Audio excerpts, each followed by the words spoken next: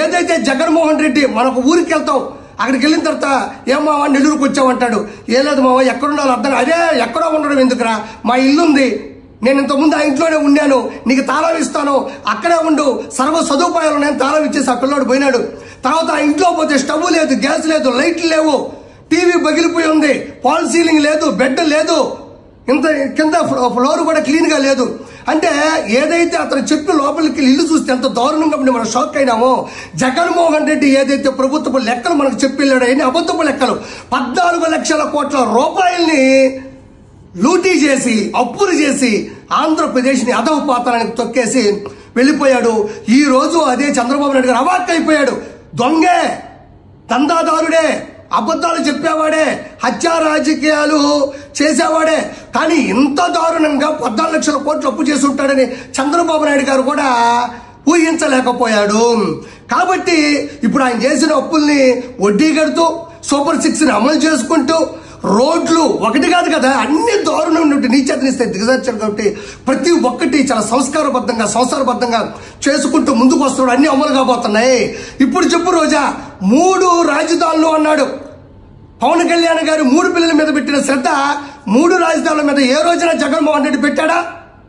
3 రాజధానులు ఈ ప్రపంచ చరిత్రలో ఏ నాయకుడైనా ఏ సీఎం అయినా అమలు చేస్తాడో మాటిచ్చాడా? అది చెప్పి ఒక ఇటుక పేర్చింది లేదు, పరిపాలన అందించేది లేదు. అది కాక కిన్నలు చేయడం, జోక్ చేయడం, రాజధాని ఏమన్నా కూడి పెడతాదా? అవునులే, గ్రావిలు, ఇసుక, వైన్స్, మైన్స్, ఎర్రచందనం ఇవి కదా మనకు అన్నం పెట్టేది, కూడి పెట్టేది. రాజధాని ఎందుకు కూడి పెడతాది? దీంతో పాటు ల్యాండ్ టైటిలింగ్ యాక్ట్ అని పెట్టాడు. అన్నం ఈ ఫోటో వేసుకున్నాడు పాస్బుక్ల మీద. జనాలు ఏం చేశారు?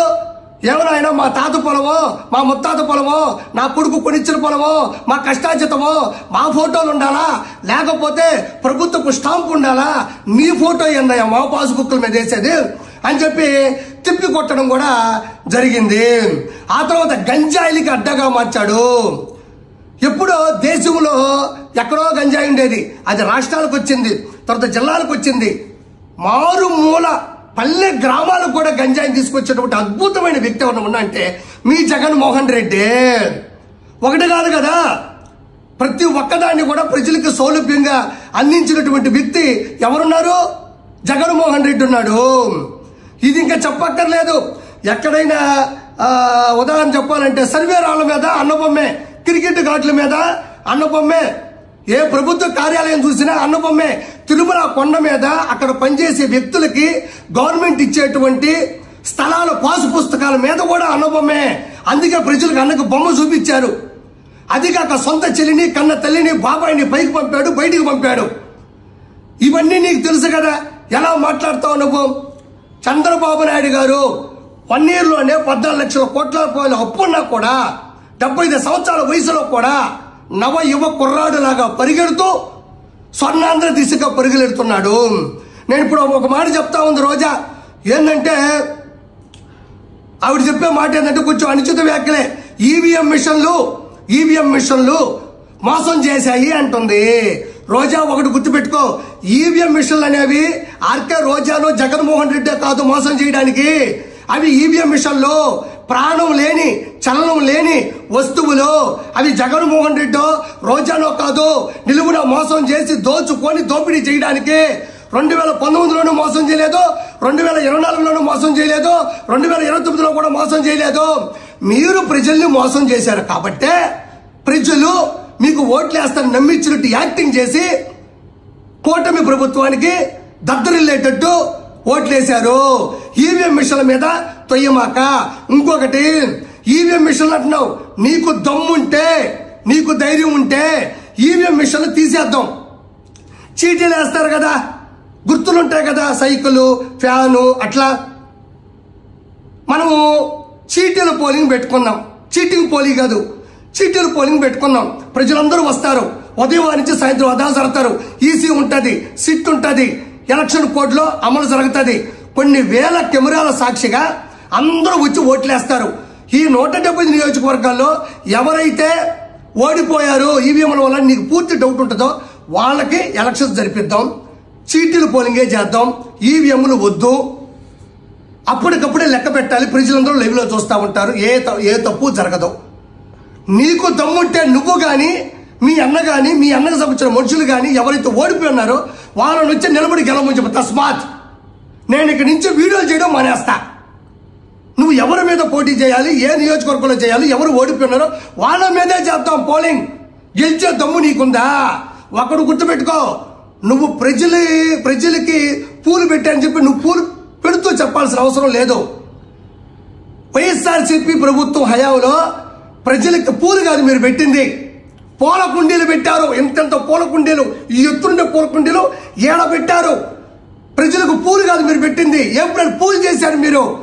మన అన్న ఏమంత గొప్పవాడేం కాదు, మన అన్న దొంగ హత్యా రాజకీయాలను ముందుకు తీసినటువంటి వ్యక్తి. కాబట్టి నువ్వు రోడ్ల మీద పడి ఒక కార్డు పెట్టుకొని చేతిలో పూలు పెట్టుకొని నువ్వు అరుచుకుంటా పోతా ఉంటే నమ్మే జనాలు లేరు. 100% ప్రజలారా, కూటమి హయాంలో, కూటమి ప్రభుత్వంలో, ఈ మంచి ప్రభుత్వంలో మీకు మీ పిల్లలకు ప్రతి విషయంలో కూడా మంచి జరుగుతుందని నేను గుండెల నిండా ఆత్మవిశ్వాసంతో చెప్తా ఉన్నా. Thank you so much. జై సిపిఎం, జై నారా లోకేష్. అందరికీ నమస్కారం. నేను మీ కిరాకార్పేని. నిన్న రోజా జూన్ 4వ తారీఖు అంటే కూటమి అధికారంలోకి వచ్చే సంవత్సరం అయింది. ఆ సందర్భంగా ఆవిడ అనుచిత వ్యాఖ్యలు చేస్తూ ప్రజలకి కూటమి ప్రభుత్వం చెవులో పూలు పెట్టింది, వెన్నుపోటు దినోత్సవం అని చెప్పేసి రోడ్ల మీద తెగ తిరిగింది. తిరిగిన చోటే తిరిగింది, ఎడబడితే అడి తిరిగింది, చేతులు ఇది పెట్టుకుంది, ఇంత పూలు 2 ఎడ పెట్టుకుంది. సరే, అవి పూల, ఏప్రిల్ పూల, వైఎస్ఆర్సీపీగా తర్వాత తేల్చుకుందాం. ఇక్కడ రోజా ఏమంటుందంటే, గడిచిన ఈ సంవత్సర కాలంలో కూటమి ప్రభుత్వం ప్రజలకి మొండి చేయి చూపించింది, ఏమీ చేయలేదు, వాళ్ళ వెన్నుపోటు పొడిచింది, వాళ్ళని ఫూల్స్ చేసింది అంటుంది. నేను ఇప్పుడు మాట్లాడుతూ ఉన్నా. ఈ గడిచిన కాలంలో పింఛన్లు జగన్మోహన్ రెడ్డి హయాంలో గెలిచిన మొదటి నెలలోనే 3,000 రూపాయలు పింఛన్లు ఇస్తానని చెప్పి జగన్మోహన్ రెడ్డి అంటే 4 సంవత్సరాలకి కానీ 3,000 చేయలే. అది జగన్మోహన్ రెడ్డి చేసినటువంటి అతిపెద్ద తప్పిదం, అది అందరికీ తెలుసు. అదే చంద్రబాబు నాయుడు గారు హయాంలో గెలిచిన వెంటనే మొదటి నెలలోనే పాత అమౌంట్ 3,000తో కలిపి 7,000 రూపాయలు 1వ తారీఖు ఇచ్చి ఈ రోజున కూడా 4,000 రూపాయలు నాయకులే జనాల్లోకి వెళ్ళి పింఛన్ డబ్బులు టెన్షన్గా 1వ తారీఖు అందిస్తున్నారు. ఇది ఒక అద్భుతం. తర్వాత అన్నా క్యాంటీన్లు ప్రజలకి 5 రూపాయలతోనే కడుపు నిండా అన్నం పెట్టేటువంటి అన్నా క్యాంటీన్లు జగన్మోహన్ రెడ్డి హయాంలో ఆయన ప్రభుత్వంలో నిలవన కూల్చేసి చంద్రబాబు నాయుడు గారి అక్కసుతో చంద్రబాబు నాయుడు గారికి ఎక్కడ పేరు వచ్చేస్తుందని భయపడిపోయి వాటిని కూల్చివేసి అందులో పశువులు కొట్టాములు గాను, గంజాయిలు తాగే వాళ్ళకి అడ్డాగాను, అదేవిధంగా అక్కడ చిత్ర విచిత్రమైనటువంటి పనులు చేపించాడు జగన్మోహన్ రెడ్డి. అదే చంద్రబాబు నాయుడు గారు రాగానే 200 పైచీలకు అన్నా క్యాంటీన్లు రీఓపెన్ చేసి 5 రూపాయలకే మంచి భోజనం పెడుతూ మన్నలు పొందుతూ ఉంది కూటమి ప్రభుత్వం. అదేవిధంగా టిట్కో ఇల్లు గత ప్రభుత్వంలో అంటే 2014-2019 మధ్యలో కొన్ని లక్షల టిట్కో ఇళ్ళని 95% చంద్రబాబు నాయుడు గారు పూర్తి చేసి వెంటనే ఇద్దామనుకున్న సమయంలో ఈ మహానుభావుడు అధికారంలోకి వచ్చిన తర్వాత కొన్ని వేల కోట్ల రూపాయలతో వాటికి వైఎస్ఆర్సీపీ కలర్లు లేపించాడు తప్ప ఏ ఒక్కరిని కూడా పేదవాడిని లోపల పంపివ్వలేదు. ఆ వేల కోట్ల రూపాయల కలర్లో పెట్టిన డబ్బుల్ని ప్రజలకి వాటికి మరమ్మతుకు పెట్టుంటే ఈరోజు ప్రజలందరూ కూడా మంచి గూడులో ఉండేవాళ్ళు. అది కూడా పట్టించుకోకుండా కూడా జనాల్ని మోసం చేశాడు. అదేవిధంగా mega DSC notification Jaganmohan Reddy హయాంలో నేను మెగా డిఎస్సి నోటిఫికేషన్ చేస్తాను, టీచర్ల పోస్టులు భర్తీ చేస్తాను, జాబ్ క్యాలెండర్ ఓపెన్ చేస్తానన్నాడు. ఏది చేసింది లేదు.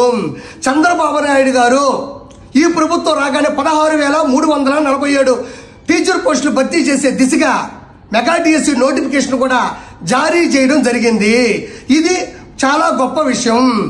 అదేవిధంగా మద్యం సంపూర్ణ మద్యపాన నిషేధం చేస్తున్న జగన్మోహన్ రెడ్డి అని మద్యపాన నిషేధం చెయ్యకపోగా నాసి రకమైన మద్యాన్ని మంచి మంచి బ్రాండ్లన్నీ పక్కన పెట్టి ఎవరైతే ముందాగుతారో వాళ్ళ లెవెల్తో ఆడుకొని ఆడవాళ్ల పుస్తులు తెంచే దిశగా ముందుకు వెళ్ళాడు. డిజిటల్ ప్రాసెస్ మొత్తం పక్కన పెట్టి మొత్తం డబ్బుల్ని తాడేపల్లి ప్యాలెస్లో పెట్టుకొని లెక్క పెట్టుకున్నాడు. అదే చంద్రబాబు నాయుడు గారు రాగానే మంచి మంచి బ్రాండ్లు పెట్టి నాసిరకం కాకుండా డిజిటల్ ప్రాసెస్తో ముందుకెళ్ళి కొన్ని కోట్ల రూపాయలు కూడా ప్రజలకు ఉపయోగపడే దిశగా వెళ్తున్నాడు. అదేవిధంగా రోడ్లు, జగన్మోహన్ రెడ్డి హయాంలో రోడ్లు స్విమ్మింగ్ పూల్ లాగా ఇంత బావుల్లాగా ఉంటే ప్రజలు భయపడిపోతూ ఉంటే ఒక్క తట్ట మట్టి కూడా వాటి మొహాన కొట్టకుండా విపరీతమైన ఇబ్బందులు పెడితే కూటమి ప్రభుత్వం రాగానే ఈరోజు రోడ్లు ఎంత అద్భుతంగా ఉన్నాయి, వాళ్ళు లక్ష్యాన్ని ఎంత త్వరగా సాధిస్తున్నారు, వెళ్తున్నారు అనేది నేను ప్రత్యేకంగా చెప్పనక్కర్లేదు. ఈరోజు అద్భుతమైనటువంటి రోడ్లు హైవే లాగా ఉన్నాయి. పల్లెటూరులో కూడా ప్రతి ఒక్కరూ కూడా హర్షిస్తూ ఉన్నారు. ఇది చాలా గొప్ప విషయం.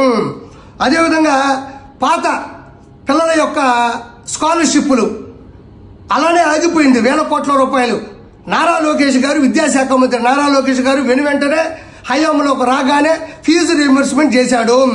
అందరి కళ్ళలో ఆనందం చూశాడు. వాటి గతిని కూడా అధోపాతాళానికి తీసుకెళ్లిపోయింది జగన్మోహన్ రెడ్డి. అదేవిధంగా ఈరోజు ఆలోచిస్తే ఆవిడ అంటుంది, ఆర్కే రోజా రోడ్ల మీద పట్టుకొని తిరుగుతూ ఉన్నది. ఏంటంటే ప్రజల్ని వెన్నుపోటు పొడిచాడు. నేను ఈరోజు చెప్తా ఉన్నా, సూపర్ 6 అమలు కాబోతుంది. సూపర్ 6 అమలు కాబోతా ఉంది. అన్నా క్యాంటీన్లు, టిడ్కో ఇల్లు, పింఛన్లు, మెగా డిఎస్సీ ఏదైతే ముందుకెళ్తుందో ఆగస్టు 15వ తారీఖు ఫ్రీ బస్సు కూడా అమలు కాబోతా ఉంది. అందరూ కూడా మహిళలు ఫ్రీ బస్సు ఎక్కి సదుపాయాన్ని కుదుర్చుకోవచ్చు. అదేవిధంగా రైతు భరోసా, అన్నదాత సుఖీభవ ఈ రెండు కూడా ఈ మంత్ లో కూడా నెక్స్ట్ మంత్ లోపు కూడా వాటిని కూడా సమర్థవంతంగా ఇస్తామని చంద్రబాబు నాయుడు గారు కూడా మహానాడులో కూడా చెప్పడం జరిగింది. అదేవిధంగా మిగతా 3 కూడా అత్యంత సమీప దూరంలోనే అమలు కాబోతున్నాయి. ప్రజలారా, నేను మిమ్మల్ని కోరుకునేది ఒక్కటే,